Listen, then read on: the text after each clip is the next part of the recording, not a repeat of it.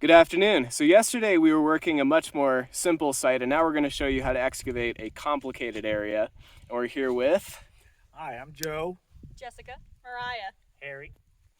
But we're going to be talking to Joe because he is our demolitions expert. So, how have you been taking the site apart? Hi, so where we left off, we had the big 14-inch gas-powered, diamond-tipped rock cutting saw yesterday, cutting through about 2 feet of real hard sandstone. Got through that, and then we said, let's try some of our other tools. So we've gone to a nice handheld half-inch rock drill. It's also a vibrating hammer drill. And then after we've got these drill holes drilled, we connect the dots. Between those drill holes, I'll use a cutting blade.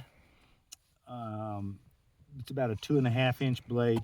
Connect those dots, and then the last thing you do is you take your chisels and hammers and go back to the good old-fashioned slam and bang. And we're getting back down to our trench, working on our hadrosaur.